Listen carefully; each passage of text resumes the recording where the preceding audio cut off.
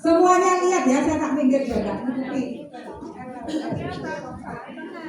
Semua olahraga ya, ada pengguna satu. Taruh dulu ya, Semua olahraga ya, Bapak Ibu.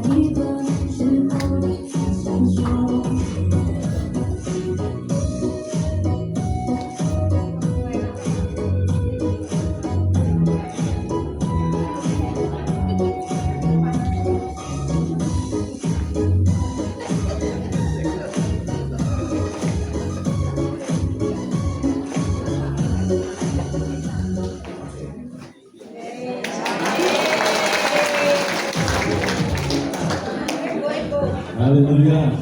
Sudah berangkat semua dulu Bapak. Tuhan, itu ya sesuai dengan kostum kita ya hari ini. Sama Ibu Ketua dikasih, dia minta request olahraganya juga ala Jepang.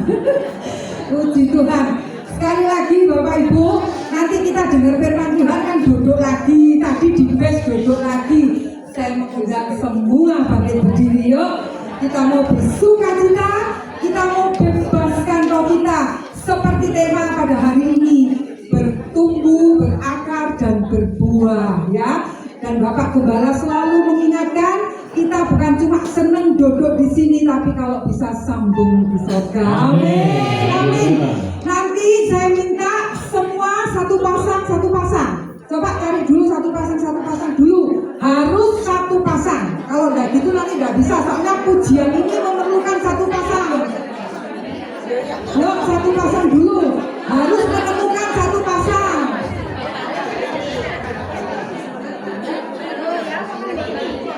Sudah ketemu ibu-ibu? Sudah ya. Nanti kami kasih contoh sekali aja ya, supaya nanti enak. Jadi waktu nyanyi Bapak Ibu sudah langsung bisa ya. Jadi tidak langsung aja nyanyi langsung tidak, nanti nggak kompak. Yuk kita lihat ini ya singer kita. Boleh ya. Saya kasih contoh ya. Lihat singernya ya.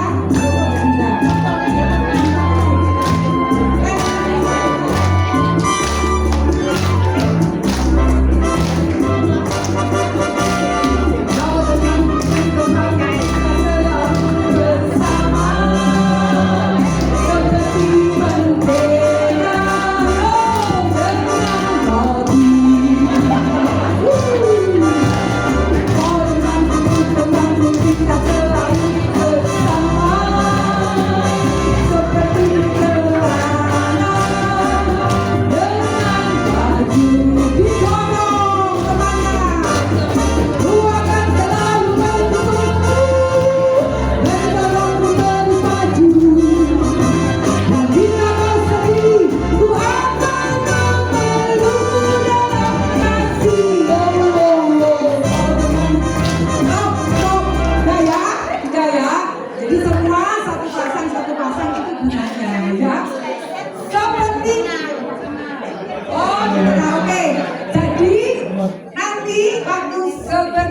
mentega dengan roti.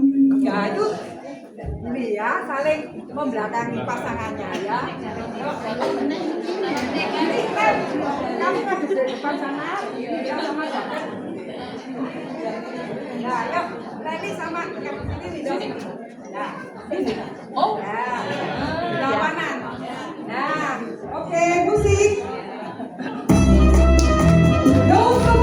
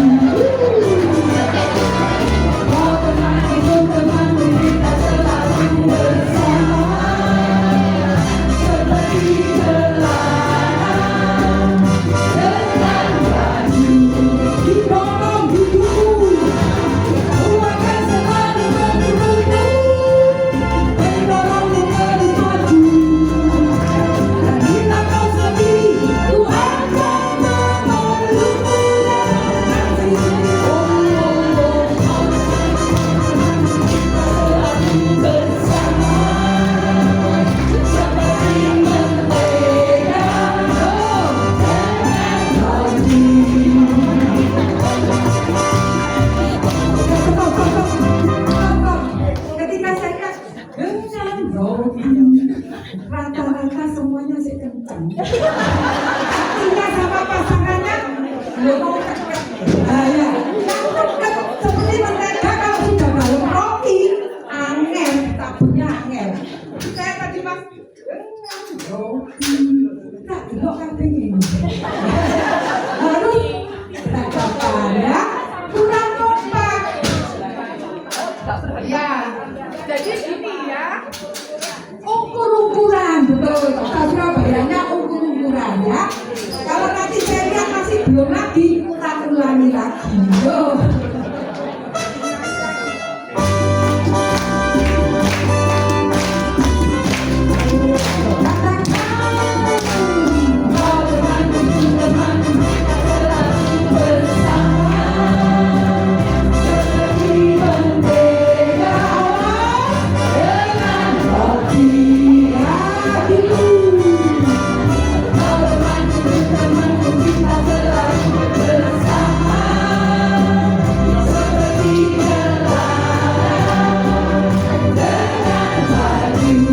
Semuanya didorong. Buahkan selalu maju. Dorong lebih maju. Dan kita kau sedih, Tuhan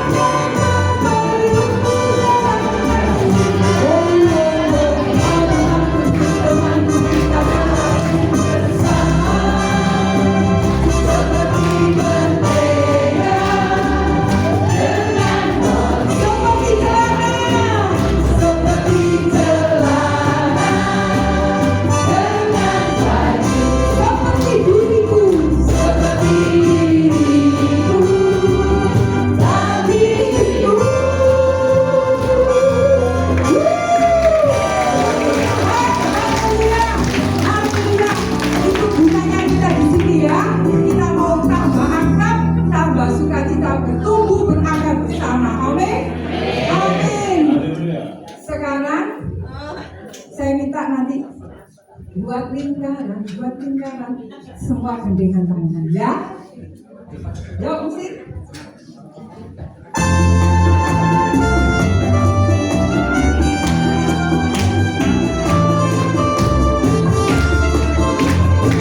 Hari ini merasa bahagia.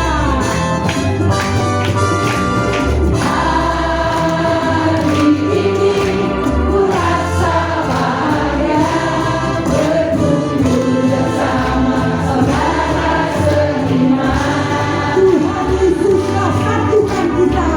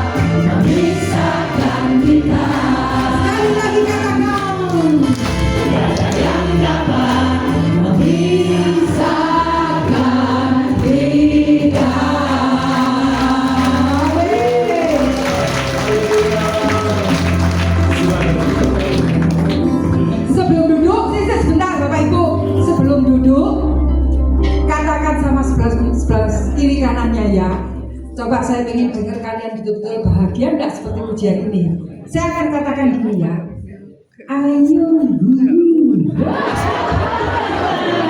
berarti saudara Bapak Ibu betul-betul bahagia hari ini ya. Tidak ada mangkel, tidak ada jengkel ya. Nanti kalau sudah gitu, setelah itu baru didolet sebelahnya. Bahagia sungguh ya, baru boleh duduk ya. Tunggu abah saya, ayo. Ayo guyu. Guyu lagi. Puji Tuhan, berarti betul-betul bahagia. Amin. Katakan sebelah kiri kanannya, kita betul-betul bahagia. Amin. Bahagia. Amin. Silakan duduk Bapak Ibu. Kembali saudara. Puji Tuhan saudara.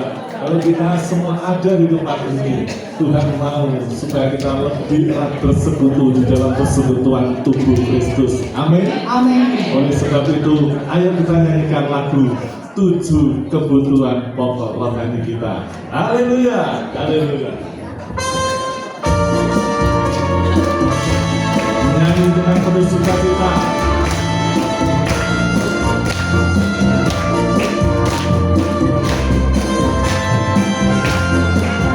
Haleluya.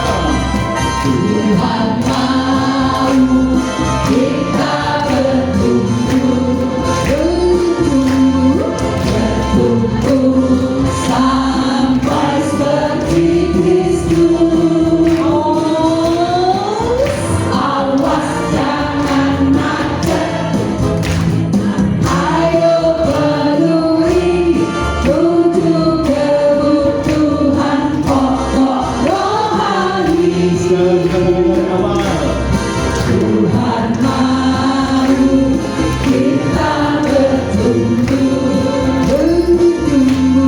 bertumbuh sampai seperti Kristus. Awas jangan macet, ayo peduli 7 kebutuhan pokok rohani.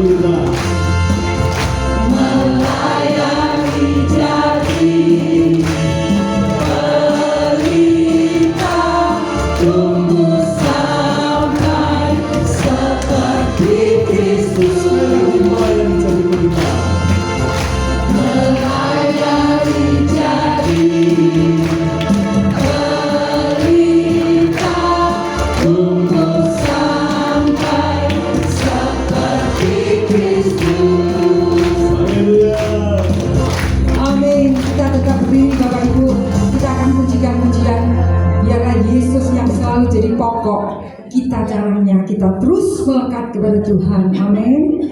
Amin. Yesus pokok. Semuanya pakai gerakan tangan ya Bapak Ibu. Yuk kita gerak terus.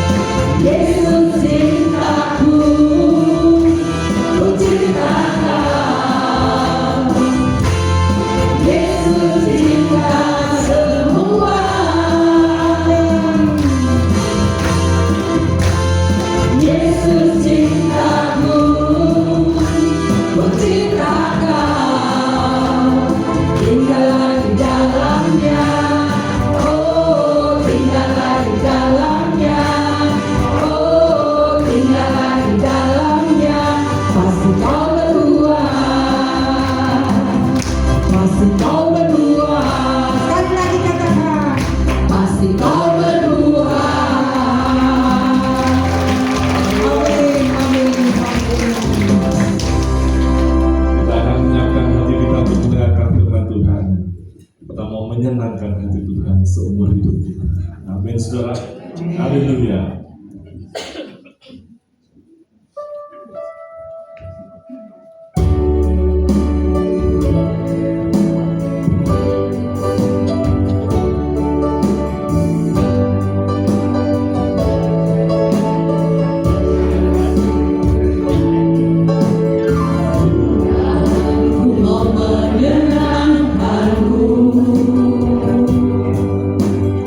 Tuhan bentuklah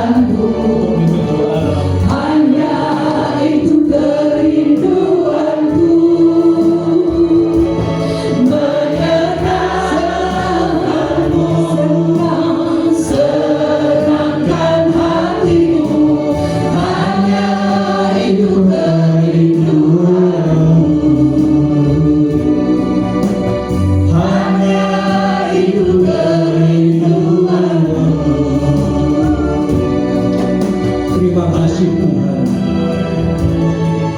Terima kasih Tuhan, terima kasih. Kalau pada pagi hari ini Tuhan, kami anak-anak-Mu Bapak boleh bersekutu di tempat ini Tuhan. Tuhan, kami mengucap syukur dan terima kasih kepada Engkau Tuhan. Biarlah Tuhan, Engkau yang menyertai, Engkau yang memberkati, Engkau yang memimpin setiap kami.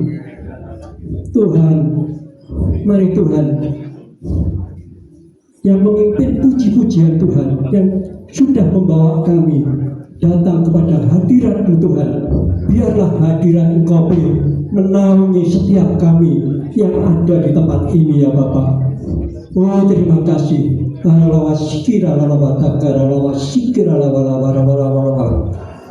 Terima kasih Tuhan, terima kasih. Mari Engkau terus beracara dari awal, pertengahan hingga akhirnya Tuhan.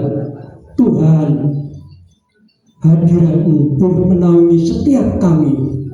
Tuhan, pribadi, lepas pribadi, sehingga Tuhan, kalau kami pulang dari tempat ini Tuhan, kami mendapatkan berkat yang dari Engkau, berkat yang istimewa dari Engkau, yaitu kami boleh duduk bersama di sini dan boleh bersambung di surga selama-lamanya. Tuhan, berikan kami pimpinan-Mu, penyertaan-Mu Tuhan.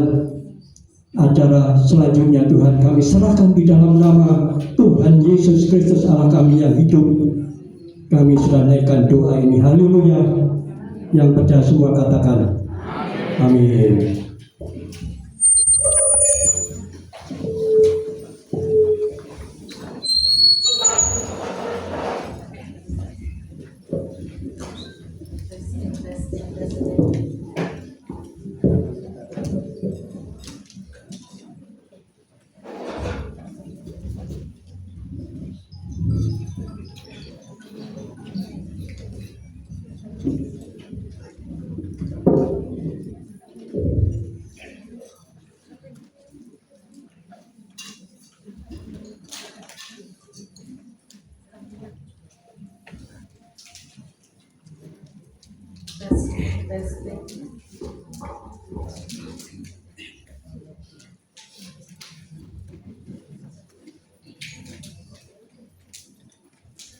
Shalom.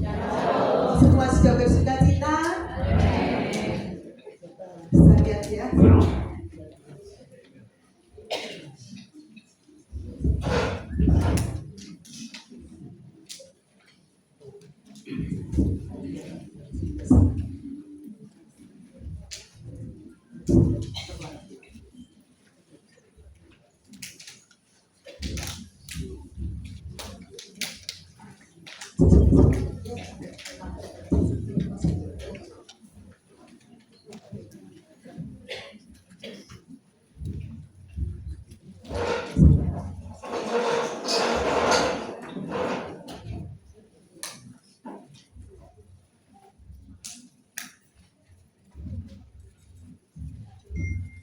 Hari ini tema kita berakar, bertumbuh, berbuah. Yang belakang bisa dengar suara saya?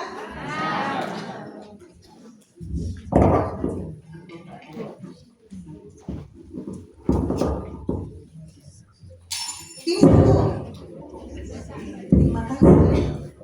Ini satu tema yang sudah sangat sering sekali kita dengar. Pada waktu membaca tema ini pernah kepikir nggak pada kita? Saya ini manusia, kok disamain seperti pohon yang berakar, bertumbuh, bahkan berbuah-buah. Pernah terpikir nggak seperti itu? Tapi kalau kita lihat memang di dalam Alkitab, mulai dari perjanjian lama sampai perjanjian baru, ada begitu banyak ayat-ayat perumpamaan yang mengumpamakan kita seperti pohon atau tanam-tanaman. Contohnya Mazmur 1 ayat 1 sampai 3. Ini satu ayat yang terkenal. Orang agak geser gambarnya. benar itu diumpamakan seperti pohon yang ditanam di tepi aliran air. Manusia ditanam. Jadi kita memang diumpamakan, digambarkan, dikiaskan seperti tanaman dan menghasilkan buahnya, tidak layu daunnya. Jadi memang ada begitu banyak yang mengumpamakan manusia seperti tanaman. Lagi dalam Mazmur 92 ayat 13, orang benar akan bertunas seperti pohon kurma, akan tumbuh subur seperti pohon aras di Libanon. Jadi kalau ditanam bisa keluar tunasnya. Lagi kalau kita lihat dalam Mazmur 92 dikatakan, mereka yang ditanam di bait Tuhan akan bertunas. Mereka akan berbuah menjadi gemuk dan segar. Kenapa sih kok ada begitu banyak perumpamaan? Bahkan dalam kitab Daniel juga, Raja Nebukadnezar dia digambarkan seperti pohon yang ditebang. Juga dalam perjanjian baru, tidak cuma di perjanjian lama aja, di perjanjian baru orang buta yang disembuhkan oleh Tuhan Yesus, dia melihat orang-orang itu seperti pohon-pohon yang berjalan. Bahkan seringkali kalau Tuhan memberi pelajaran untuk bangsa Israel, Tuhan juga pakai ilustrasi tanaman, pohon-pohonan, atau bagian-bagian dari tanaman. Benih, biji, bunga, daun, dan lain sebagainya, tanah yang subur. Juga ayat ini, anak-anak kerajaan, putra-putra kerajaan itu diumpamakan seperti benih yang baik, gandum. Anak-anak iblis diumpamakan seperti lalang. Lagi, bahkan Tuhan Yesus sendiri, putra manusia sendiri, mengumpamakan dirinya sebagai pokok anggur dan kita carang-carangnya.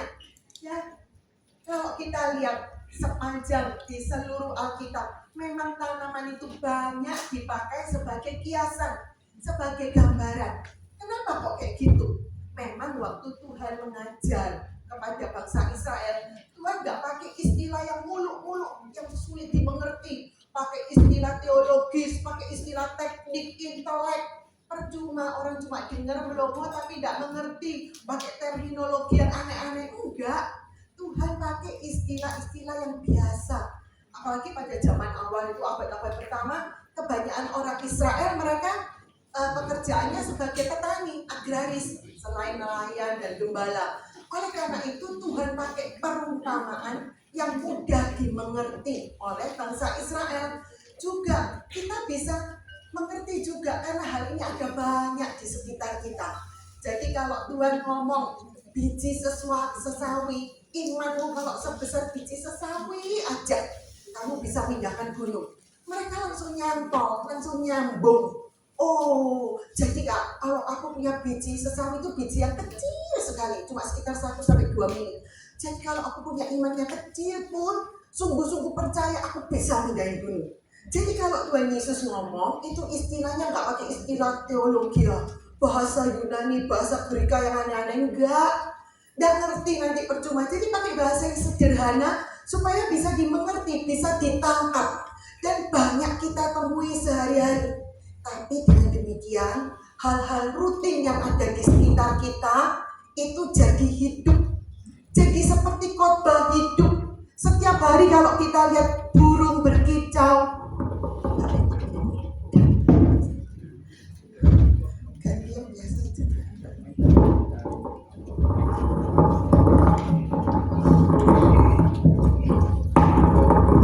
sorry ya, daripada rusak kuping.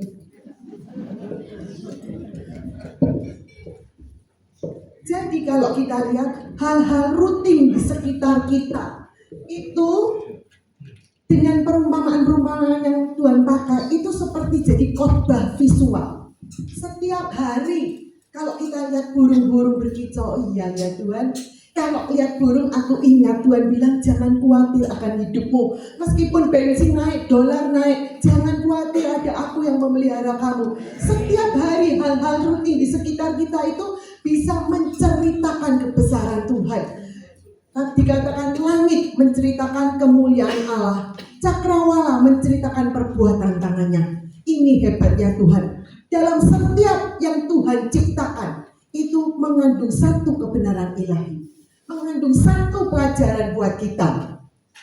Selanjutnya kita lihat, demikian juga kalau kita lihat tumbuh-tumbuhan pohon, kalau kita tadi dianalogikan, digambarkan, dikiaskan seperti pohon, kita lihat pohon ini punya pertumbuhan yang bisa digambarkan sama seperti pertumbuhan hidup rohani kita. Kalau kita lihat, jadi selamat datang di kelas botani. Hari ini kita belajar biologi dalam cabang botani, ilmu tanam-tanaman. Kita akan belajar firman Tuhan dari segi pandang yang berbeda. Kalau kita lihat pertumbuhan pohon itu dimulai dengan benih yang dikubur di dalam tanah, mati supaya bisa bertumbuh. Kemudian setelah itu fase selanjutnya adalah kecambah, mulai keluar akarnya, mulai keluar tunas yang pertama. Setelah itu masuk bibit muda. Bibit muda dia sudah tumbuh ke atas, sudah mulai tinggi, tapi masih dalam keadaan yang sangat rapuh. Mudah mati, mudah keinjak, sangat rapuh. Setelah itu masuk dalam fase pohon muda. Dia mulai naik tinggi, tapi belum bisa berbuah. Sebab batangnya masih lentur, nggak kuat menanggung buah. Setelah pohon muda, baru fase selanjutnya, dia masuk dalam pohon dewasa. Nah, kalau sudah masuk dalam pohon dewasa, konsentrasinya sudah tidak meninggikan diri lagi, naik tinggi lagi, enggak. Dia mulai fokuskan konsentrasinya untuk menghasilkan bunga. Dari bunga itu nanti akan keluar buah, biji untuk perkembangan selanjutnya. Setelah masuk pohon dewasa, masuk pohon tua, sudah mulai persiapan untuk meninggal. Tapi tidak mati dengan sia-sia. Karena pohon tua ini dia akan didaur ulang. Jadi zat-zat hara lagi, mineral yang masuk ke dalam tanah supaya tanah itu subur. Kalau kita lihat fase-fase hidup tumbuh-tumbuhan pohon itu memang seperti fase-fase pertumbuhan rohani kita. Bisa digambarkan seperti itu. Kalau kita baca di dalam Alkitab, kita baca ada ayat-ayat bayi rohani, ada kanak-kanak rohani, meningkat lagi dari remaja, pemuda, dan bapak-bapak atau dewasa rohani. Jadi karena itu Tuhan pakai gambaran-gambaran ini. Karena itu kalau kita hari ini belajar tentang pohon-pohonan, tentang tanaman, setiap kali setelah ini, kalau kita lihat pohon, mungkin ada pohon yang berbuah, itu biar kita ingat, iya ya Tuhan, aku sudah berbuah belum Tuhan? Aku sudah bertumbuh dewasa belum Tuhan? Kalau kita lihat bunga, dari bunga ini nanti keluar buahnya, keluar bijinya, bisa berkembang biak atau tidak. Jadi kita setiap hal di sekitar kita yang Tuhan ciptakan, itu Tuhan mau ngomong sesuatu pada kita. Jadi setiap kita keluar lihat buah, mungkin kita jalan di perumahan kita, di taman dan lain sebagainya, ingat, oh Tuhan, Tuhan mau aku berakar, bertumbuh dan berbuah-buah, berkembang biak untuk Tuhan. Ayo selanjutnya kita lanjut lagi, masuk dalam fase yang pertama, berakar. Fase pertama, berakar. Akar ini tidak kelihatan karena dia terletak tersembunyi di dalam tanah. Tapi akar ini merupakan salah satu penentu yang paling penting akan jadi apakah pohon itu. Benih itu bisa tumbuh lebih lanjut sampai jadi pohon yang berbuah, berkembang biak, atau dia akan mati, busuk. Banyak sekali ditentukan oleh akar, terutama pada fase-fase awal pertumbuhan benih itu. Kalau kita lihat secara botani, apa sih fungsi akar? Ada 3 garis besarnya, 3 fungsi besar. Yang pertama adalah menyerap, mencari dan menyerap sari-sari makanan, zat hara, mineral, juga air dari dalam tanah. Itu diserap, kemudian diangkut melalui batang, dialirkan ke dahan-dahan, sampai ke daun, sampai ke buah. Untuk melakukan pekerjaan ini, menyerap sari-sari makanan dan air, juga oksigen di dalam tanah, dia butuh tenaga. Dari mana tenaganya didapat? Dia melakukan respirasi. Jadi sari-sari makanan yang tadi diserap itu dengan bantuan oksigen yang didapat dari pori-pori tanah dibakar. Jadi sari-sari makanan itu yang jadikan tenaga, energi dia. Untuk selanjutnya dia tumbuh, makin lama makin tinggi, menjadi fungsi yang ketiga untuk menopang, menambatkan pohon itu sehingga jadi begitu kuat di atas tanah, begitu kokoh. Jadi kalau si akar ini dia bertumbuh dengan normal, dengan sehat, maka tumbuhan itu bisa bertumbuh ke atas, makin kuat, makin sehat, kokoh, tahan terhadap goncangan banjir, angin badai dan lain sebagainya, dan berbuah-buah. Tapi tidak selalu akar ini dalam kondisi baik. Kadang-kadang ada beberapa penyakit yang menyerang si akar ini. Contohnya keluar jamur. Contohnya keluar jamur. Nah, kalau kena jamur putih-putih ini, akarnya jadi lembek, loyo, nggak kuat lagi, tidak bisa mencengkram di dalam tanah. Atau juga ada ulat-ulat tanah, hama-hama yang menyerang. Atau juga ada yang bisa terpotong, kena cangkul, kena segala macam. Akhirnya tidak bisa berfungsi, tidak bisa menyerap air, mineral, darah, tidak bisa mengirim makanan, segala macam kerusakan yang terjadi. Selain itu, selain disebabkan oleh kerusakan pada akarnya, juga disebabkan oleh tanah di mana akar pohon itu berada. Kalau pohon ini berada, kita tahu ceritanya Tuhan Yesus di tanah yang jelek dan di tanah yang subur sangat jauh bedanya. Demikian juga akar, tanah di mana pohon itu berada, di mana pohon itu berakar, itu memegang peranan sangat penting. Kalau itu tanahnya terlalu becek, banyak air, akarnya ini tidak bisa bernapas, tidak bisa nyedot O2 dia. Atau sebaliknya, kalau tanahnya terlalu kering sekali, nggak dapat air yang disedot, akar-akarnya juga jadi kering, nggak bisa kirim air ke atas. Atau juga tanahnya terlalu padat seperti batu-batuan, itu nggak dapat oksigen, di pori-pori tanahnya nggak ada oksigen yang bisa disedot. Juga tanahnya mungkin tercemar seperti tanah limbah pabrik, itu banyak tercemar zat kimia, logam berat, oli dan lain sebagainya. Atau seperti yang perumpamaan yang Tuhan berikan, tanahnya berbatu-batu, batunya sangat keras, tanah itu tidak bisa menembus sampai ke dalam, jadi dia tidak bisa masuk ke dalam, tidak kuat. Atau juga tanah-tanah yang berduri, di bawah sudah rebutan saat makanan, duri-durinya menusuk, si akar-akar itu jadi luka, tidak bisa berfungsi dengan baik. Akibatnya pohon itu juga tidak bisa bertumbuh dengan baik akibatnya. Juga demikian secara rohani.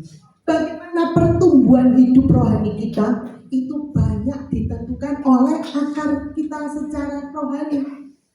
Bagaimana mutu akar itu sendiri, juga di mana tanah, lahan, tempat kita berakar, mencengkram, itu banyak sekali menentukan pertumbuhan rohani kita. Di mana kita harus berakar? Kolose 2 ayat 7a menunjukkan kita berakar dan dibangun di dalam Dia dan diteguhkan di dalam iman. Tuhan menyuruh kita berakar di dalam Kristus, bukan berakar di tempat yang lain. Kalau berakar di tempat yang lain, tidak bisa kuat, tidak bisa diteguhkan di dalam iman. Tuhan minta kita berakar di dalam Kristus. Kita tahu kalau namanya berakar itu tidak cuma ditempelkan ya, asal berdiri nempel gitu aja seperti ini, mungkin cuma nempel. Tidak, kalau namanya berakar itu, akar-akar itu masuk ke dalam tanah, mencengkram kuat-kuat, lekat erat-erat, itu namanya berakar. Kalau demikian baru dia bisa kuat. Bagaimana dengan kita pribadi? Apa? Kita berakar pada apa? Benar berakar kepada Kristus atau berakar kepada yang lain? Berapa banyak orang berakar pada anaknya, mengharapkan anaknya, semua demi anak. Kalau sudah anaknya bentak, sudah loyo, ngersulo, sakit hati. Atau berakar pada suaminya, kalau suaminya mengecewakan, udah aku mati aja, gak ada gunanya aku hidup. Moodnya, suasana hatinya sangat tergantung dari tempat dia berakar. Oleh karena itu Tuhan bilang, ayo berakar pada aku. Dengan demikian kamu akan kuat, kamu akan tetap hidup rohanimu, kamu akan tetap kuat, bisa bertumbuh, berbuah-buah, berkembang biak. Karena ada begitu banyak yang ditawarkan oleh dunia. Nah, ini juga berakar. Berapa banyak orang dari bangun pagi sampai tidur malam cuma berakar terus di medsos, drama Korea, drama Turki, drama apa lagi? Cina, Jepang. Tidak ada berhentinya. Hidupnya hampir seluruh waktu sisanya habis untuk berakar di sini. Bukan ini yang Tuhan mau. Kita benar-benar berakar di dalam Kristus, berakar di dalam firman-Nya. Apa tandanya kalau kita berakar di tempat yang benar dan kondisi akar kita baik? Semua sudah hafal kan? Udah kita nyanyiin tadi. 7 kebutuhan pokok rohani ini ada dalam hidupnya, tanpa dipaksa, tanpa absensi, disuruh-suruh, sudah dengan senang hati melakukan sendiri. Ini tandanya, ini yang membuat akar itu sehat, kuat, bisa menyerap sari-sari makanan, bisa membuat pohon itu tumbuh dan berbuah-buah. Selanjutnya, karena itu meskipun akar-akar ini tidak kelihatan seperti juga 7 KPR tadi, sebagian besar tidak kelihatan dari luar. Si A ini punya 7 KPR rutin enggak, si B ini punya atau tidak keluar kelihatan dari luar. Sebagian besar mungkin yang kelihatan cuma beribadah dan lain sebagainya, tapi yang lain-lainnya seringkali tidak kelihatan. Tapi kita lihat, kalau orang yang betul-betul berakar di dalam Tuhan dan akarnya itu sehat, menyerap makanan rohani, maka dia akan kuat. Meskipun diterjang oleh badai, angin topan, angin ribut dan lain sebagainya, tetap kuat. Kenapa? Karena ada Kristus yang jadi penopang hidupnya. Dia yang membuat tumbuhan rohani itu, hidup rohani kita itu berakar kuat, ditopang teguh. Dan dari sini juga makanan-makanan, Matius 4 ayat 4, bukan cuma dari makanan jasmani, dari setiap firman yang keluar dari Allah. Itu yang menguatkan hidup rohani kita. Juga tidak hanya menyerap air biasa, meskipun itu menyejukkan, menyegarkan, tapi air sukacita surgawi yang Allah berikan itu jadi seperti satu sumber yang terus mengalir dalam hidupnya. Meskipun berbagai macam tantangan, kesusahan, penderitaan datang menyerang, kalau dia punya air sukacita surgawi, itu akan terus mengalir sampai dalam hidup yang kekal. Dan kalau Roh Kudus melihat ada satu kerinduan di dalam hati kita, Roh Kudus akan datang menolong. Juga saat ini, siapa ibu-ibu, bapak-bapak, dia bilang, iya Tuhan, aku mau, aku juga ingin berakar, aku juga ingin bertumbuh di dalam Engkau. Roh Kudus dengar, dia akan datang. Dia akan mendorong, menolong, memberi kerinduan untuk terus berakar. 7 KPR kita dikuatkan dan Roh Kudus akan memberi kesempatan. Selanjutnya kita mau lihat, selain berakar di dalam Kristus, Efesus 3 ayat 17b mengatakan supaya kamu berakar dan beralas di dalam kasih. Jadi selain berakar dalam Kristus, kita juga harus berakar di dalam kasih. Ini sama seperti yang Tuhan katakan. Perintah pertama, hendaklah kamu mengasihi Tuhan Allahmu dengan segenap hatimu, jiwamu, akalmu, kekuatanmu. Dan perintah kedua, kasihlah orang di sebelahmu. Sama. Jadi ini juga salah satu hal yang penting, kita harus berakar di dalam kasih. Kenapa? Kita tahu Kolose 3 ayat 14 mengatakan kasih itu yang bisa mengikat, menyatukan. Kita tahu bagaimana kalau pemuda-pemudi yang sedang saling mengasihi, atau ibu yang mengasihi anaknya, lelah, kesel bisa jadi kuat, berani korban.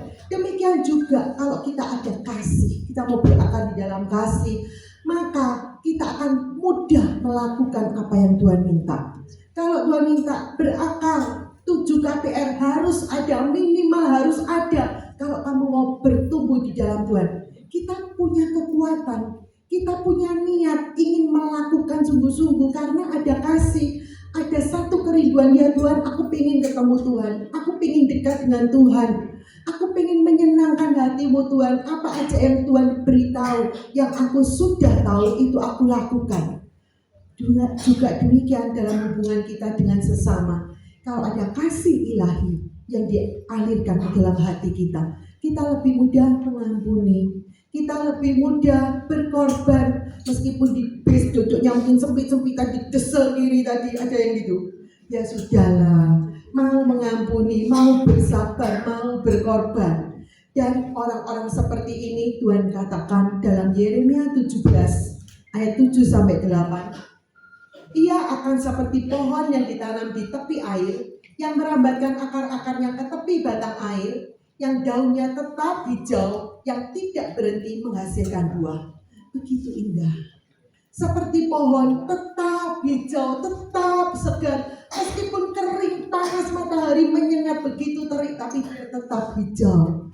Tetap berbuah-buah. Tidak pernah kekeringan, tidak pernah layu. Seperti yang kita tahu contohnya Daud. Dia berakar di dalam Tuhan. Sejak kecil, sendirian di padang gurun, menggembalakan domba-dombanya. Gak ada yang maksa dia, harusnya juga PR ya. Udah baca belum Alkitab hari ini? Gak ada. Tapi dia dengan sukacita, dengan keinginannya sendiri terus belajar firman Tuhan. Terus menyanyi, memuji Tuhan, menyembah Tuhan. Ini yang bisa kuat. Seperti pohon yang tetap hijau, berbuah-buah lebat. Beda dengan ini. Nah, meskipun dia sudah orang nomor 1 di kerajaan Israel, Raja Saul, tapi hatinya penuh kepahitan, penuh kebencian, iri pada anak kecil si Daud yang kecil ini aja dia iri. Waduh, jangan-jangan nanti dia merebut tahtaku. Jangan-jangan nanti aku dikudeta sama dia. Semua rakyat Israel sudah cinta sama dia. Jadi hidupnya Saul kita tahu penuh kekhawatiran, penuh ketakutan. Hampir sebagian besar waktunya digunakan untuk Daud di mana sekarang? Apa yang dia lakukan? Ayo kita kejar dia, kita tangkap, kita bunuh dia.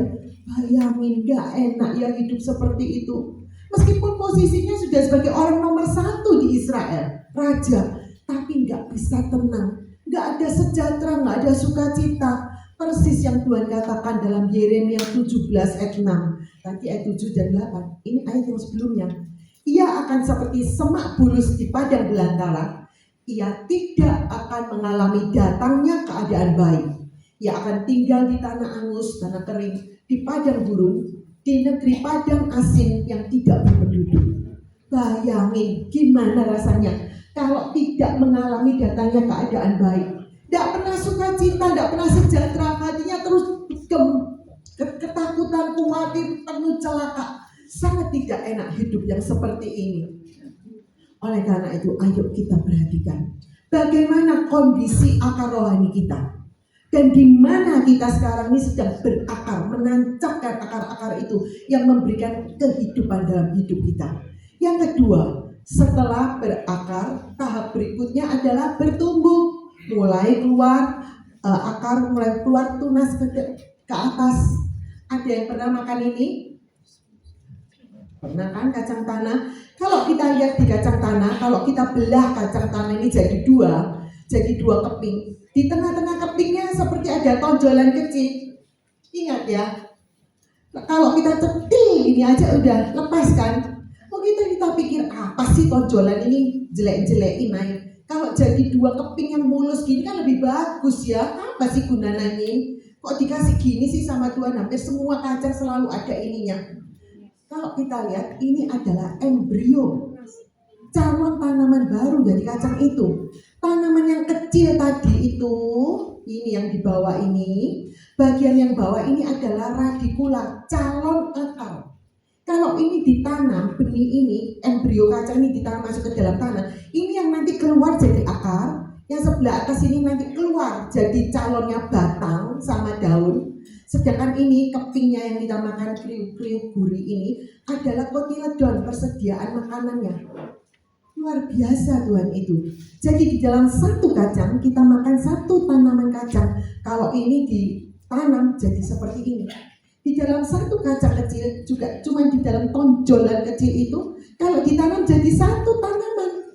Satu tanaman kacang menghasilkan banyak kacang. Kacang ini kalau dipanen dia ditarik sekaligus dan cuma satu kali itu aja, tidak bisa berbuah lagi. Tapi hasilnya banyak. Lain sama pohon mangga, ini jauh lebih hebat. Cuma berasal dari satu biji bisa jadi pohon mangga dan berbuah secara berkala. Setiap tahun, setiap musim mangga selalu berbuah. Semua berasal dari satu benih, satu biji peloknya ini. Demikian juga secara rohani. Pada saat kita lahir baru, kita percaya pada Yesus, benih itu sudah Tuhan masukkan di dalam hati kita. Benih ilahi, benih Allah itu sudah masuk di dalam hati kita. Meskipun masih benih, tapi sudah lengkap semua tabiat Kristus ada di sini. Semua tabiat ilahi ada di sini. Memang belum nyata semua. Sedikit demi sedikit. Kalau kita mau bertumbuh, menumbuhkan hidup rohani kita, maka satu demi satu sifat-sifat itu akan nyata. Sifat-sifat ilahi itu akan keluar nyata dalam hidup kita. Dan Tuhan minta terus ditumbuhkan sampai ukuran dewasa penuh seperti Kristus. Seperti tumbuhan itu pada waktu dia bertumbuh, kalau pertama masih cuma keluar tunas. Tapi kalau sudah mulai tumbuh jadi tanaman muda, pohon muda, mulai mengeluarkan bunga.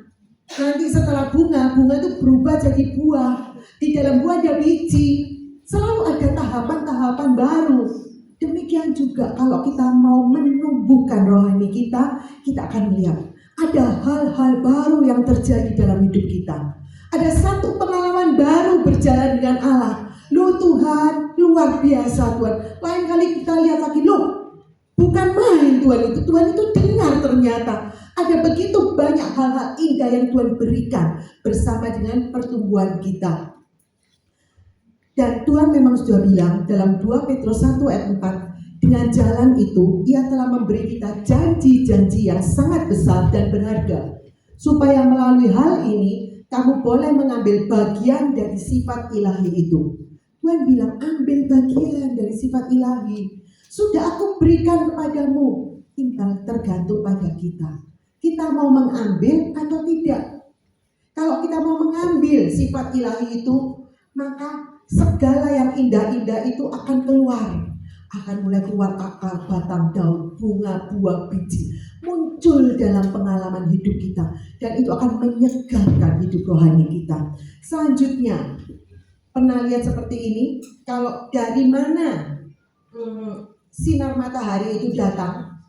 Mungkin kalau misalnya dari sebelah kiri ada cahaya matahari, maka batang dari tanaman itu akan mengarah kepada cahaya itu. Jadi kalau dari sana cahaya, pelan-pelan seringkali batang ini mengarah ke sana, mengarah ke cahaya. Ada yang lebih ekstrim lagi, meskipun di dalam rumah pertumbuhannya membengkok ke arah jendela. Kenapa? Karena dari sini datang cahaya matahari. Yang lebih ekstrim lagi, bunga matahari. Bunga matahari dengan kelopaknya yang besar dan warna yang mencolok seperti matahari subuhan ini, dia bisa menghadapkan wajahnya kepada matahari. Terutama bunga matahari yang masih muda. Bunga matahari masih muda itu dia menghadapkan kelopak wajahnya, bahkan juga daunnya, mengikuti jalannya matahari. Kalau matahari terbit di timur, dia mengikuti kelopaknya, mengarah ke matahari. Terus sampai matahari itu tenggelam di sebelah barat. Luar biasa, karena itu dia disebut sebagai bunga matahari. Kenapa kok itu dia harus dilakukan? Karena si bunga-bunga ini, tanam itu butuh sinar matahari untuk mengolah makanan yang dia dapat, untuk jadi glukosa dan O2. Glukosa itu adalah energi, zat-zat makanan yang dipakai untuk dia bertumbuh, membuat sel-sel jaringan baru, memperbaiki mungkin ada tubuh dari tanaman itu yang rusak, juga untuk membuat daun baru, tunas, bunga, buah, biji yang baru. Itu yang dibutuhkan oleh si tanaman. Kita lihat tanaman aja, dia tahu mencari sendiri, punya naluri sendiri. Demikian juga Tuhan bilang, Tuhan mau kita seperti itu. Kita niru tanaman itu, kita berusaha mencari wajah Tuhan. Kita menghadapkan wajah kita kepada Sang Terang Dunia. Yesus Sang Terang Dunia, ayo kita terus mencari Dia. Menghadapkan wajah kita, mencari, mengejar Kristus. Untuk apa? Untuk mencocokkan diri kita dengan Sang Terang. Mencocokkan supaya kita makin lama makin jadi seperti Kristus. Setiap sifat, tabiat kita, cara kita berbicara, cara kita bersikap, berpikir dan lain sebagainya. Kalau kita mau mencocokkan diri, terus mencari, mengejar terang dunia ini, mencocokkan dengan terang dunia ini, maka Amsal 4 ayat 18 katakan, tetapi jalan orang benar itu seperti cahaya fajar yang kian bertambah terang sampai rembang tengah hari. Kita tahu waktu tadi pagi kita berangkat, belum rembang tengah hari kan, itu masih cahaya fajar jam 5 pagi. Cahayanya masih suram, burem, samar-samar, redup.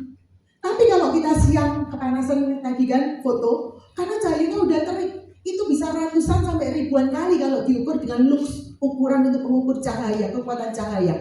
Ribuan kali lebih besar daripada cahaya waktu fajar pagi. Demikian juga Tuhan bilang, kalau kamu mau terus mencari aku, seperti tanaman itu terus mencari cahaya, membengkokkan batangnya mencari cahaya matahari, maka Tuhan itu akan menolong kita. Mana-mana yang masih salah, mana-mana ada dosa, ada kelemahan, kekurangan kita, dengan cahayanya Tuhan akan tunjukkan. Nak, itu loh nak, kamu masih medit, nak, kamu masih mencuri, masih fitnah, dan lain sebagainya. Satu persatu Tuhan tunjukkan, satu persatu Tuhan bersihkan, sehingga makin lama makin bertambah cahayanya, bertumbuh di dalam cahaya kebenaran, cahaya kekudusan, sampai akhirnya kita mencapai seperti sang terang dunia, cahaya rembang siang hari. Itu yang Tuhan janjikan. Pernah nggak kita memperhatikan pohon-pohon itu? Kalau di sekeliling, kalau misalnya di sini satu pohon, di sisi kanannya itu ada satu ruangan kosong, maka pohon itu akan menumbuhkan dahan-dahannya ke arah ruangan yang kosong itu. Dahan-dahannya akan bertumbuh panjang ke arah sana. Dia melahirkan sel-sel jaringan-jaringan yang baru. Dari dahan itu keluar ranting-ranting yang baru ke arah ruangan yang kosong itu, seperti ini contohnya. Nah, di sini makin ke sini keluar ranting-ranting baru diikuti oleh daun-daun yang baru. Ruangan yang tadi kosong itu sekarang jadi penuh terisi oleh bagian dari pohon ini. Apalagi kalau tanaman itu tanaman merambat, tanaman menjalar, akan jauh lebih cepat. Dia menjalar mengisi ruangan-ruangan yang kosong. Habis ini kita perhatiin ya. Nanti kalau jalan, tadi saya jalan aja saya lihat, oh iya pohon itu mulai mengisi tempat-tempat yang kosong, ada bengkoknya, membengkokkan seperti ini. Untuk apa dia mengisi ruangan-ruangan yang kosong ini? Menumbuhkan dahan-dahan ranting carang yang baru, supaya dia bisa menyebarkan daunnya dengan lebih luas. Jadi daunnya nggak tumpuk-tumpukan, tapi luas. Masing-masing daun itu bisa mendapat cahaya matahari sendiri. Sebab di daun itu dia mengadakan pemasakan, fotosintesis, memasak makanan untuk menghasilkan energi O2. Dan dengan energi itu, kalau daunnya dapat cahaya lebih banyak, dia bisa dapat energi lebih banyak, itu bisa menghasilkan energi lebih banyak buat bunga, buat buah lebih banyak lagi. Akhirnya bisa berkembang biak lebih banyak lagi. Ini yang dilakukan oleh si tanaman-tanaman ini. Kita lihat, tanaman itu punya kerinduan untuk bertumbuh. Ini juga yang Tuhan mau, supaya kita belajar dari pohon-pohon ini, belajar dari tanaman ini. Tuhan pakai, ayo nak, kamu berusaha untuk bertumbuh secepat mungkin, setinggi mungkin. Pakai semua cara yang kamu sudah tahu. Saya yakin wajah-wajah ini wajah lama semua. Sebagian guru-guru sekolah minggu saya ini sudah hafal, sudah tahu semua bagaimana cara yang bertumbuh. Begitu sudah ngelontok deh pokoknya. Ayo sebanyak yang kita tahu kita lakukan, supaya kita bisa bertumbuh. Pakai semua kemampuan kita, semua fasilitas yang Tuhan berikan. Ayo pakai, fokuskan, konsentrasikan untuk bertumbuh semakin lama semakin cepat. Karena kalau kita bertumbuh, setiap tahap fase-fase pertumbuhan itu ada hal-hal baru. Seperti tadi tanaman mulai dari bibit, benih, bibit muda, tumbuhan muda, sampai tumbuhan dewasa. Setiap fase punya keindahannya masing-masing. Ada hal-hal baru yang terjadi, sangat menarik. Demikian juga kita. Kalau kita mau bertumbuh di dalam Tuhan, Tuhan akan memberikan pengalaman-pengalaman baru, hal-hal baru yang menggairahkan kita, sehingga kita bisa lebih terdorong, lebih bersemangat lagi untuk tumbuh lagi, lebih jauh lagi. Selanjutnya, seperti tadi dahannya, demikian juga akarnya. Kita lihat akar yang di sini warnanya lebih tua, akar yang di sini lebih muda. Kenapa? Karena ini adalah akar-akar yang lebih baru. Karena tanah di sebelah ini itu kosong, tidak bertuan. Karena itu akar-akar ini mulai menumbuhkan akarnya lebih panjang ke arah sini, keluar jaringan-jaringan baru, baik akar yang besar juga akar-akar yang serabut kecil-kecil, semua makin lama makin luas. Tempat yang tadi kosong diisi oleh akar-akarnya. Sebanyak mungkin akar-akar itu akan terus memanjangkan dirinya seluas mungkin. Untuk apa? Supaya dia bisa cari air lebih banyak, cari makanan nggak terbatas di sebelah sini tok. Siapa tahu di sana ada bahan makanan mineral yang lebih bagus mutunya, dia panjangkan arahnya ke sana. Demikian juga ini yang Tuhan mau, supaya kita bisa dapat makanan rohani yang lebih dalam lagi. Tuhan bilang, ayo pakai semua waktu kita, semua kemampuan kesempatan kita, belajar lebih dalam lagi. Terus menggali firman Tuhan. Jangan taunya, oh aku tahu kalau bintang film Korea itu ini toh. Ada satu teman dia cerita, masih muda, dia baru kerja di satu kantor. Dia bilang, waduh omongannya setiap hari ada yang saya hafal sampai namanya Sarwenda. Ada lagi namanya siapa, bintang film tuh satu demi satu setiap hari yang diomongkan itu aja. Dia bilang, aku mau gak diajari tentang bintang film, katanya anak yang baru kerja ini. Jangan kita berakar pada hal-hal dunia yang fana. Sebentar lagi sudah berganti semua itu. Tuhan ingin agar kita memakai waktu kita sebanyak mungkin untuk belajar firman Tuhan. Ada 32.000 ayat, banyak saudara. Masih banyak yang belum kita mengerti. Ada satu orang bilang, ada seorang pegawai kantoran, pada waktu jam istirahat setelah makan, dia duduk buka Alkitab, belajar. Tidak bingung ngurupi, tidak bingung kesana kesini, dia belajar Alkitab. Hampir setiap hari itu yang dilakukan di kantor. Ini orang yang bisa mencuri waktu untuk hal yang baik. Mungkin nanti sampai rumah dia sudah repot bekerja, ini itulah macam-macam lagi tugasnya. Tapi dia lihat, oh aku ada waktu sisa waktu makan 1/4 jam. Baca Alkitab, tulis, menggali terus. Apa yang dia nggak mengerti terus dicatat. Ini yang Tuhan kehendaki. Dengan demikian kita akan 2 Petrus 3 ayat 18 terus bertambah sampai kepenuhan, sampai seperti penuh Kristus yang penuh. Terus bertumbuh, bertambah-tambah dalam kasih, dalam iman kita, dalam kesucian, ketaatan, penyerahan kita, terus bertambah-tambah. Selanjutnya dari dunia tumbuh-tumbuhan yang kita mau lihat. Pernah lihat kan pohon apa ya yang suka menggugurkan daunnya? Jati. Si jati ini dia begitu musim kering, musim kemarau dia gugurkan daunnya. Kenapa? Sebab daun itu adalah bagian dari tumbuhan yang paling banyak kehilangan air, yang paling banyak melakukan penguapan. Jadi kalau jumlah daunnya bisa dikurangi, maka penguapan itu juga semakin berkurang banyak, sehingga dia tidak kekeringan. Oleh karena itu kalau kita lewat, oh ya sudah, kita lihat bunga ini, pohon jati ini, dia akan membuang daun-daunnya untuk mengurangi penguapan. Juga pada di daun itu sendiri juga ada stomata. Stomata itu punya sel-sel penjaga. Sel-sel penjaga ini yang sebelah atas dia nutup. Kalau dia tidak betul-betul perlu, dia tidak akan buka stomatanya supaya tidak terjadi penguapan, tidak kering. Tapi kalau dia betul-betul lagi perlu, misalnya sedang memasak, butuh menghirup O2 untuk memasak, CO2, dia buka.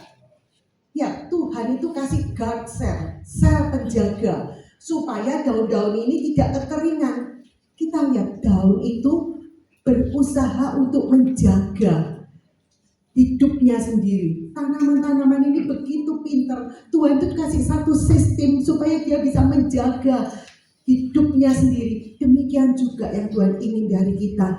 Ayo, segala hal yang kita tahu itu bakal merongrong hidup iman kita, pertumbuhan kita. Ayo kita jaga.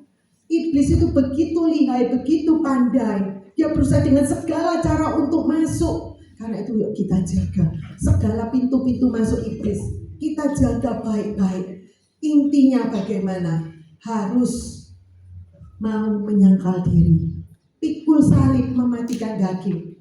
Kalau kita tidak mau menyangkal diri, terus menuruti kedagingan ini, nggak akan pernah bisa bertumbuh. Nggak akan pernah. Sebab kedagingan yang kita biarkan itu tidak akan mendorong pertumbuhan kita, justru menghambat, menyetop pertumbuhan rohani kita. Dagingnya akan terus melawan. Jangan, aku nggak mau gitu, nggak enak. Terus melawan pertumbuhan rohani kita. Oleh karena itu mutlak harus kita matikan. Kalau kita mau, maka segala tantangan, godaan yang datang kepada kita itu jadi batu loncatan, supaya kita bisa bertumbuh lebih indah lagi di dalam Tuhan. Jadi kita lihat tanaman-tanaman ini, dia punya keinginan sendiri. Tuhan bikin tanaman itu begitu luar biasa. Dia bisa berusaha memaksimalkan dirinya sendiri, baik memaksimalkan pertumbuhan akarnya untuk mencari makanan, juga memaksimalkan dirinya untuk bertumbuh. Apalagi kita, Tuhan beri kita itu, Tuhan membuat kita itu seperti contoh dan teladannya, sesuai gambaran Bapa. Ayo kita berusaha, kita belajar memaksimalkan diri. Kenapa? Tuhan beri target pertumbuhan yang tinggi. Efesus 4:13, sehingga kita semua sampai kepada ukuran yang penuh dari Kristus. Ini target kita, ukuran yang penuh dari Kristus, sampai jadi seperti Kristus. Ini target pertumbuhan yang Tuhan minta dari kita. Oleh karena itu ayo, asal kita mau, Roh Kudus akan menolong kita. Selanjutnya, kalau kita adalah tahap ketiga, berbuah. Kalau kita menanam pohon, biasanya apa yang kita harapkan? Buahnya. Seperti ini dari kebun mangga. Orang nggak bingung dengan daunnya atau ranting-ranting cabang-cabangnya. Yang diambil, yang diangkat, yang dihitung, yang dijual, yang menghasilkan uang cuma buah-buahnya. Buah ini aja yang dicari. Seperti ini juga yang Tuhan tunjukkan di dalam perumpamaan sebuah pohon ara yang tumbuh di tengah-tengah kebun anggur. Ingat ya, di pohon ara yang tumbuh di tengah kebun anggur ini sudah ada batangnya, daunnya bagus, rimbun, ada carang-carangnya, tapi nggak ada buahnya. Karena itu Tuhan marah, kasih waktu 1 tahun lagi. Kalau 1 tahun lagi dia tidak berbuah, tebang aja. Jadi yang Tuhan cari itu adalah buahnya. Demikian juga Tuhan mencari buah-buah dari hidup kita. Apa itu buah? Tentu bukan semua ini, baik harta duniawi, baik uang, mungkin emas, atau kesehatan, atau kepandaian, gelar-gelar pangkat kita, semua itu selesai habis, cuma sampai di kuburan aja, nggak bisa dibawa sampai kekekalan. Tuhan minta buah. Buah itu artinya sesuatu hasil yang bisa dibawa sampai dalam kekekalan. Satu hasil yang terus dibawa sampai surga, diakui di surga, nggak dibuang nanti di surga. Ini yang Tuhan cari, hasil yang bisa dibawa masuk ke dalam kekekalan. Ada 2, yaitu jiwa-jiwa. Buah ini menceritakan tentang jiwa-jiwa. Jiwa ini adalah makhluk yang kekal. Kita manusia, jiwa kita itu makhluk yang kekal. Karena itu satu-satunya yang Tuhan cari, Tuhan inginkan adalah jiwa-jiwa. Karena ini yang berharga. Satu kali kelak dunia dan isinya akan dibakar oleh Tuhan. Yang Tuhan sisakan cuma jiwa-jiwa manusia. Ada 2 jenis buah yang Tuhan inginkan dari kita. Yang pertama, buah yang tumbuh di dalam diri kita sendiri, di dalam hidup rohani kita sendiri. Dan yang kedua, buah yang tumbuh di dalam diri orang lain. Ayo kita lihat satu persatu. Yang pertama, buah yang tumbuh di dalam hidup kita sendiri. Kalau kita mengizinkan Tuhan memproses kita, mengolah kita, menumbuhkan kita, kita mau bereaksi dengan benar, kita mau memberi tanggapan yang benar, maka dalam hidup kita akan keluar buah-buah pekerjaan Roh Kudus. Dari orang dosa, orang benar jadi orang suci, sampai nanti jadi orang sempurna. Sambil pertumbuhan itu buah demi buah keluar, buah kasih, sukacita. 9 buah roh akan keluar di dalam hidup kita. Tuhan bisa memberikan karunia-karunianya dalam hidup kita keluar jadi satu hidup yang indah. Ini yang Tuhan minta. Izinkan Roh Kudus bekerja, memproses kita, menumbuhkan kita. Meskipun seringkali tumbuh itu tidak enak, demikian juga kenapa kok Tuhan izinkan? Sebab Tuhan memberi, ada satu yang Tuhan inginkan, yaitu buah jenis yang kedua, buah yang di dalam orang lain, buah yang kita bawa. Setiap kita punya orang-orang yang jadi beban. Ayo kita pergumulkan, perjuangkan sampai kita menangkan dia. Setelah kita menangkan, kita layani lagi, kita tumbuhkan sampai benar-benar selamat dan kita bisa bawa kepada Tuhan. Ini yang akan jadi mahkota kita. Tuhan minta 2 jenis buah ini. Kita konsentrasikan seluruh kemampuan kita, fasilitas kita, karena ada batas waktunya. Tidak tanpa batas, ada batas waktu untuk setiap kita. Oleh karena itu Tuhan bilang, gimana caranya supaya kita bisa bertumbuh berbuah? Mazmur 92 ayat 14-15 mengatakan, mereka yang ditanam di bait Tuhan, tertanam di dalam Kristus, itu akan bertunas. Sampai masa tua akan masih terus berbuah, menjadi gemuk dan segar. Meskipun tua, tidak megeno ati, tidak berbuah-buah yang pahit, terus mengasihani diri, banyak tuntutan, ngeluh, ngomel, segala macam. Bukan membuat orang lain jengkel, mangkal, begel, enggak. Tapi terus berbuah yang manis. Bisa tetap melakukan kehendak Tuhan. Makin lama, makin bertumbuh. Ayo kita mau sama-sama berdiri, kita mau tutup di dalam doa.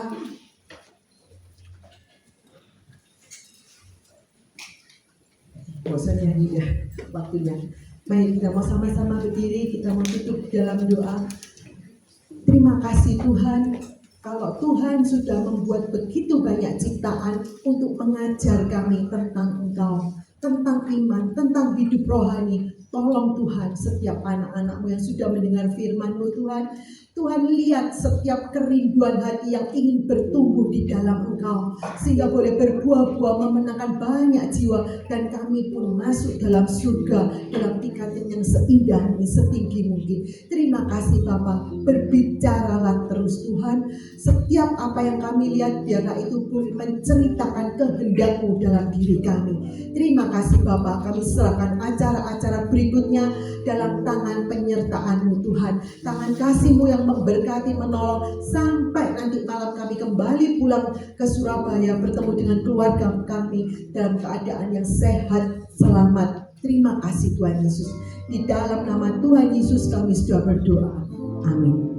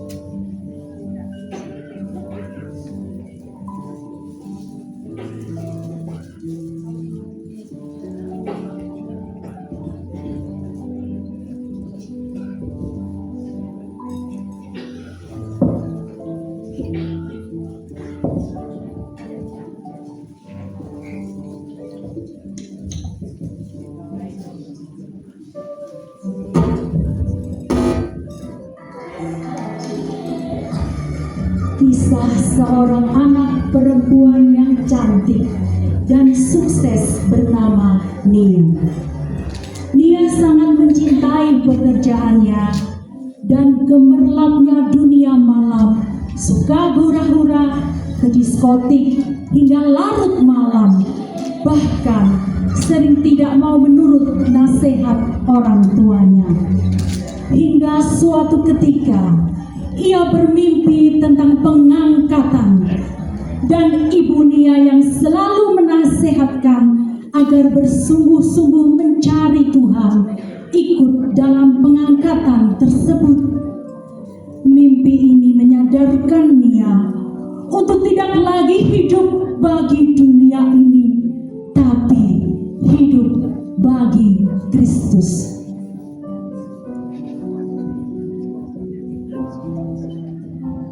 Mari Bapak Ibu Saudaraku, kita akan melihat drama tentang karya Allah di dalam kehidupan Nia sesudah dia bertumbuh. Saya sangat bersyukur kepada Tuhan kalau melihat kehidupan anak saya Nia. Dulu dia itu sangat duniawi, suka marah-marah. Kalau pulang kerja, sukanya pergi sama teman-temannya ke kafe, ke klub-klub, dan pulangnya sampai malam. Sudah dinasehati juga tidak mau nurut. Tetapi sejak dia mimpi pengangkatan itu, dia sungguh-sungguh berubah. Bapak Ibu, sekarang dia itu rajin bersaksi, rajin berdoa, baca firman, juga dia rajin melayani Tuhan. Nah, sekarang ini dia sedang diutus Tuhan untuk pelayanan ke Jepang. Nanti ibu-ibu akan melihat semua ya, pelayanan Nia di Jepang. Jadi sekarang ini saya sudah tidak khawatir lagi akan anak saya Nia. Dia kalau Tuhan Yesus datang, saya tidak khawatir lagi akan anak saya. Mari kita doakan ya pelayanan Nia di Jepang. Aduh, sudah siang. Saya mau ada janji dengan orang lain, ibu-ibu. Tuhan mengutus Nia dan Feve ke Jepang. Mereka telah tiba di Bandara Narita, Jepang, dan dijemput oleh temannya. Konnichiwa, kenalo nami kulo Ajinomoto Kahoka Bento.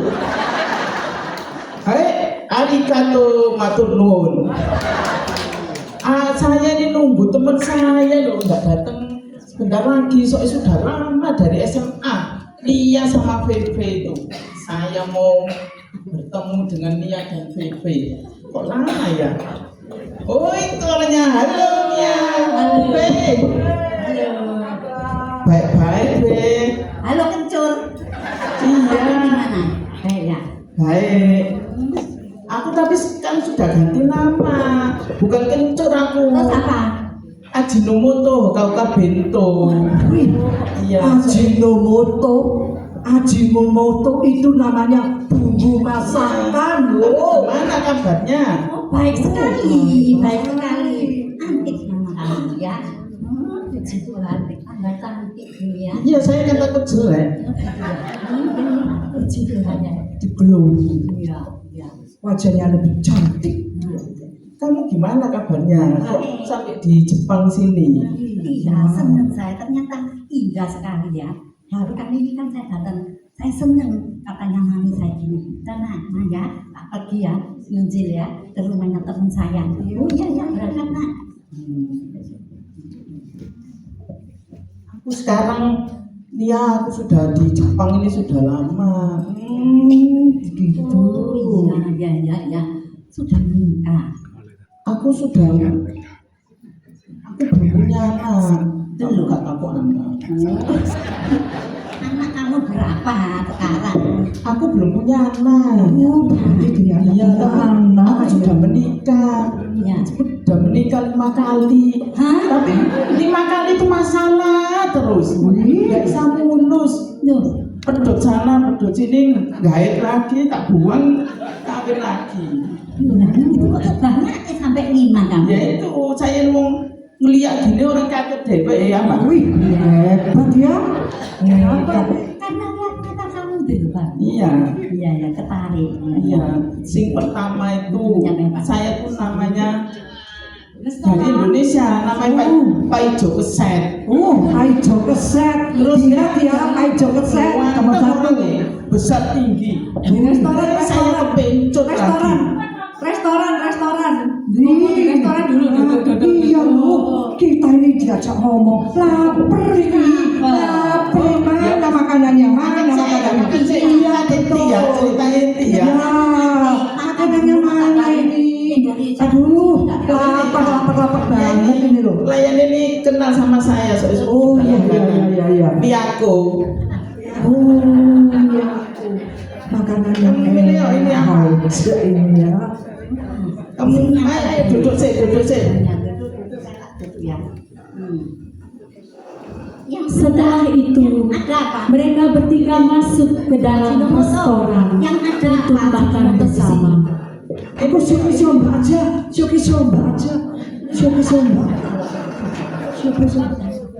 Ada apa jam aku?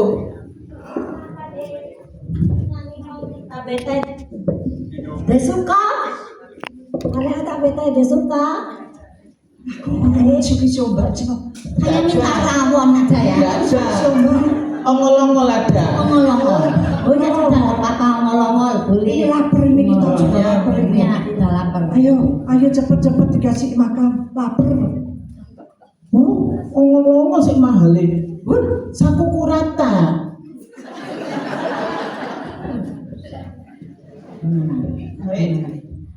Arigato. Bicara apa kok nggak ngerti saya. Saku kurata. Dikasih Oh, gitu ya. pesen apa ongol-ongol Ya, ya? ngelongol Ya, bentar, ayo. ngelongol. Terus sama makan ya Gunung Fujiyama. Iya, ikut yuk. Cerita ya. Ayo. Enggak ceritain tentang suami saya 5 itu loh ya. Oh, ya. Terus ini tak ceritani, sama Nia. Aku ini sudah suamiku 5, tapi suamiku masalah terus. Jadi tak tinggal lagi, cari lagi. Masalah lagi, tak tinggal lagi. Sing pertama itu aku ketarik sama orang ibu besar tinggi. Wih, ya agak hitam-hitam titik, tapi ganteng, manis gitu loh. Namanya Pak Ijo Keset. Tapi itu dia kerja di Jepang. Dia pakai nama Shimizu. Oh iya. Ini Shimizu keren ya orangnya. Suami saya tuh mantep. Gitu ya. Terus dia punya Oh, ganteng ya. Iya loh. iya CEO-nya PT Kejora, kadang kerja kadang orang. Tapi keren ya. Keren orangnya ya. Saya tiduran terus ya tak tinggal bosen saya. Saya Itu masih 1 ya. Padahal langsung langsung saya ganti Iya. lagi. 2 ini ya. Diingat ya ibu, namanya 1. Namanya siapa namanya? Waduh hebat yang kedua. Jepangnya namanya Shimizu. Yang kedua Ini sampai rodok lupa saya dikatakan suami nih. Makanya makanya banyak. 1. Terus 2 ini Yoshinoya. Oh. Loh, ingat saya. Yoshinoya. Tapi wayang pol. Saya tertarik itu. Waduh, saya ditengok gelang tuh gombyok. Ini sampai sini. Woi kamu. Pokoknya kalau pergi mall saya dibawa uang sak Woi, siapa yang mau? Siapa Ayo, tertarik? siapa yang mau? Ayo, Belum adik. kelihatan, nanti mesem, saya manis sih. Wih kamu. Terus bareng gitu, saya baru nikah. Saya diparani jago pukul. Saya Aduh, kasihan ya. dan saya lari saya daripada dipukul. Terus tak tinggal lagi, ketemu di Jepang, ketemu orang Mesir. Waduh, kok Mesir ketarik saya, merengok.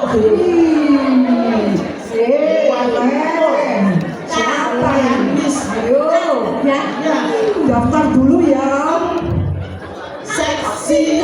Sangat ditarik. Mau mesin, tak dinono saya malam ketik-ketik gak bisa tidur. Iya luar biasa. Punya CV. Gitu ya. Iya, CV Geluduk Malang. Namanya Subari. Subari, ya ya. Terus ternyata ada lagi masalah lain. Kenapa? Uang saya dicuri sehingga saya saya itu diambil semua. Kasihan Terus ya. lari pergi Mesir lagi.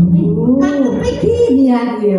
Bilang saya nggak sedikit ini dulunya besar. Loh, jadi Diambil Gak lagi. terima dia, gak terima. koret-koret saya. Ya, putus asa. Wong saya sekali melihat orangnya katut. Saya cari lagi. Yuk, wih.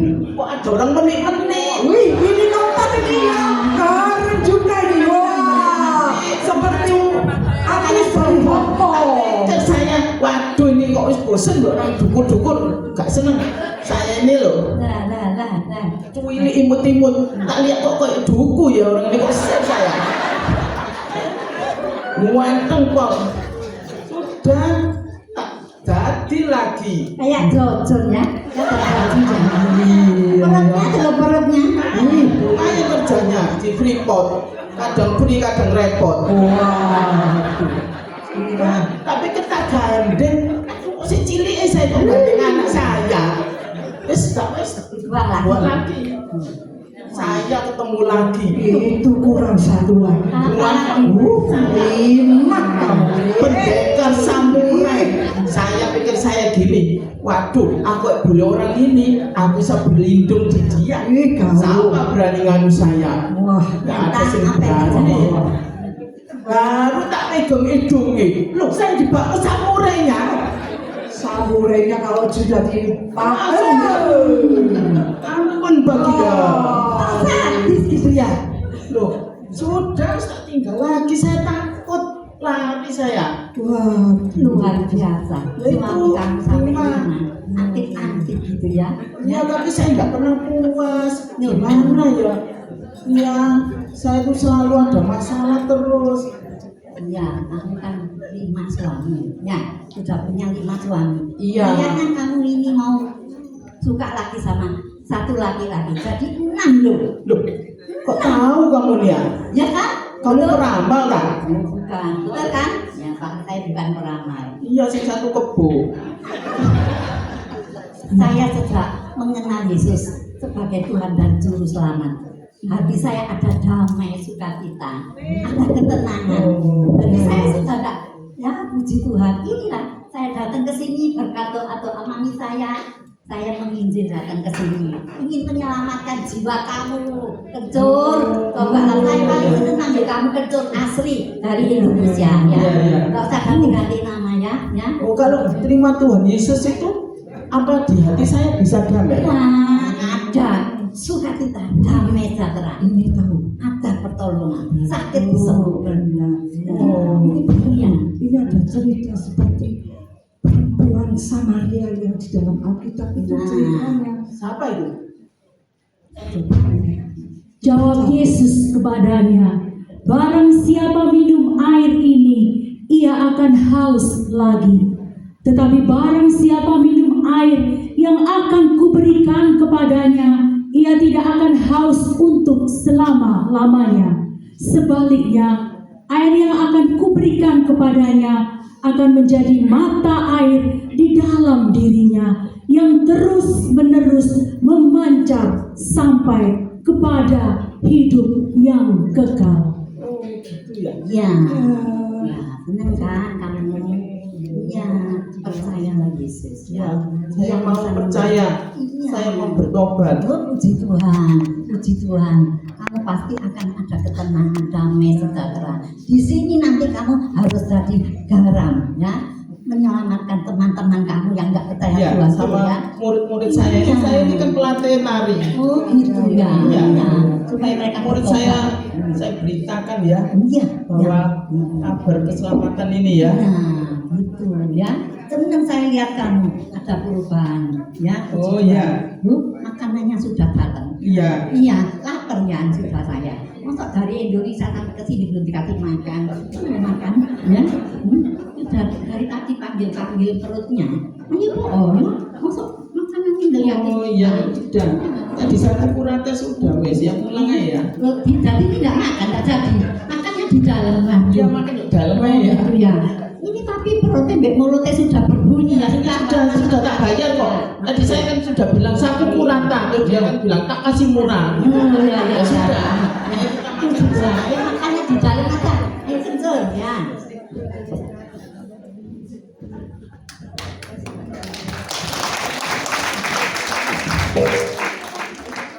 Satu bulan kemudian, Ajinomoto mengundang Nia dan Feve datang ke sanggar tarinya, tempat Ajinomoto jadi guru tari. Sebelum Nia dan Feve akan kembali ke Indonesia, Ajinomoto menceritakan kepada murid-muridnya dan teman-temannya tentang bagaimana dia berjumpa dengan Tuhan Yesus dan bertobat sehingga menerima Tuhan Yesus sebagai juru selamat. Sekarang murid-murid Ajinomoto akan mempersembahkan Ini saudara-saudara sebagai ucapan ini syukur. nari saya, ini murid-murid saya kan pelatih nari di Jepang. Sebuah tarian untuk memuliakan Semua Tuhan. iya, murid-murid saya sudah saya bilangi Ya, bahwa ya. Tuhan Yesus itu juru selamat. Puji Tuhan. Semua kita semua ini murid saya mengucapkan syukur pada Tuhan mau melihatkan tariannya buat semuanya. Tidak sia-sia ya kita datang ke sini ya, bukan cuma menyelamatkan jiwanya kencur, tapi semua teman-temannya ya. Puji Tuhan.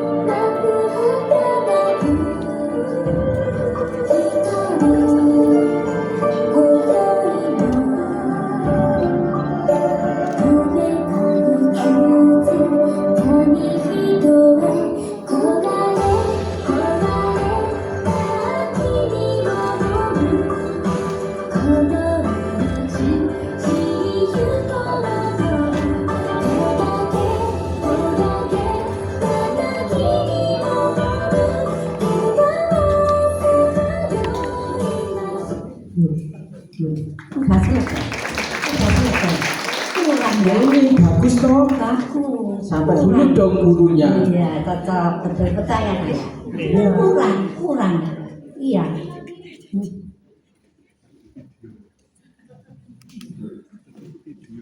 Si ada lagi kok tariannya. Saya ada nyiptakan lagi kok. Ada gini-gini nih.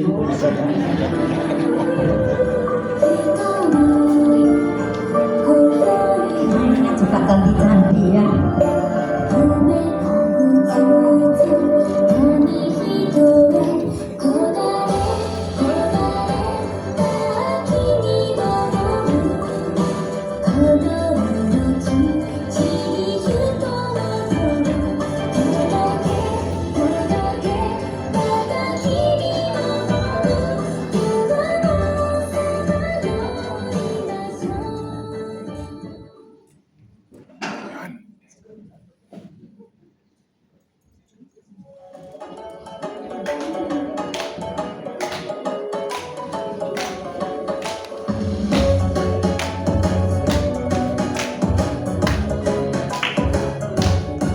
Ohio, Tokyo, konnichiwa, sumimasen, I foreigner, I don't speak Japanese, but I love Aoi Sora. When you say wakarimashita, I say Hitachi, Toyota, Kawasaki, Nintendo, Canon, Sony, Honda. I'm losing my way. Where should I go? Shinjuku so big. You speak Japanese. What can I do? Where should I go?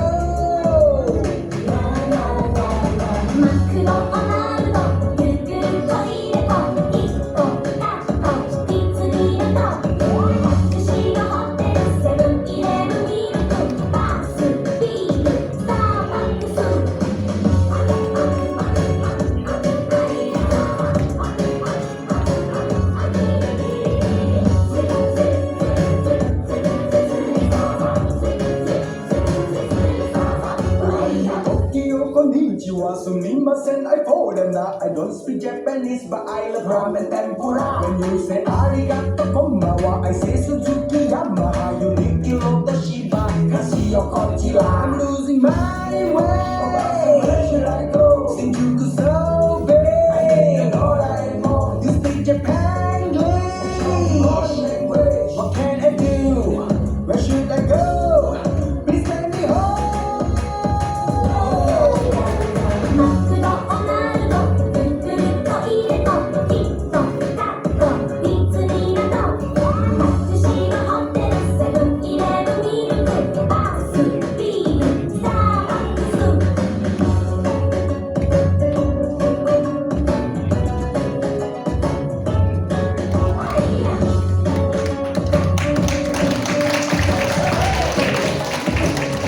Demikianlah kita sebagai orang yang sudah dimerdekakan dari dosa, kita boleh berakar, bertumbuh, dan berbuah-buah untuk kerajaan surga. Semua pemain drama kami undang maju ke depan untuk menyanyikan sebuah lagu dengan judul Berbuah-Berbuah.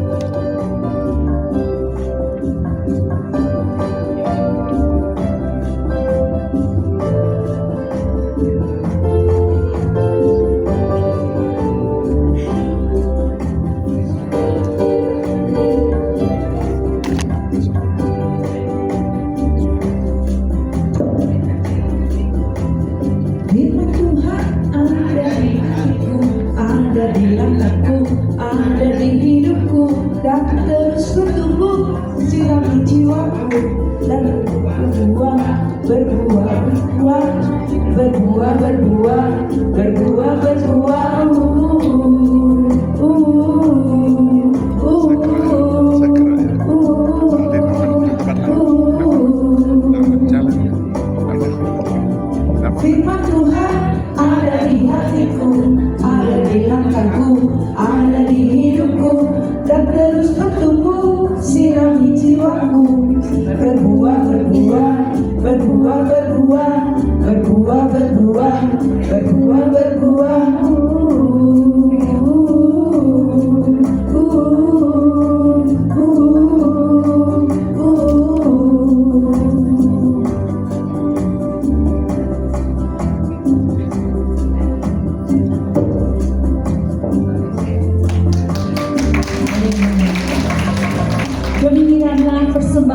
bersama dari kaum wanita dan kaum senior Gereja Bukit Zaitun.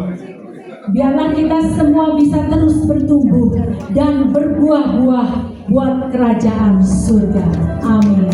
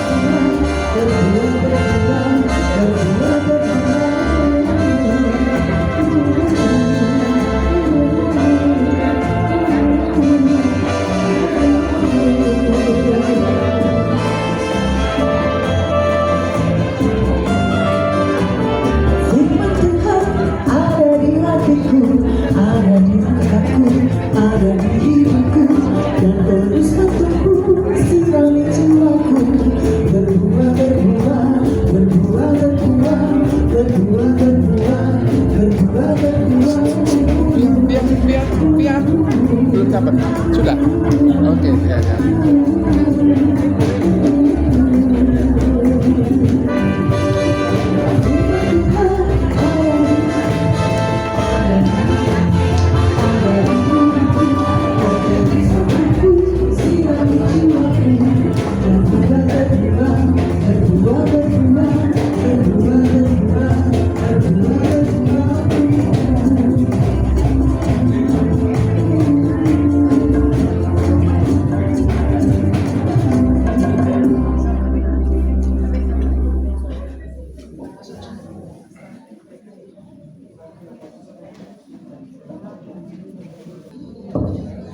Puji Tuhan, acara pada siang hari ini di onsen sudah selesai dan tiba saatnya kita akan berfoto bersama di tempat ini ya Pak Joni ya. Oke, mari Bapak Ibu sekalian, kita semua akan berfoto di ruangan ini ya, bukan di luar. Setelah nanti selesai foto bersama, kita akan menuju ke restoran untuk makan bersama. Puji Tuhan.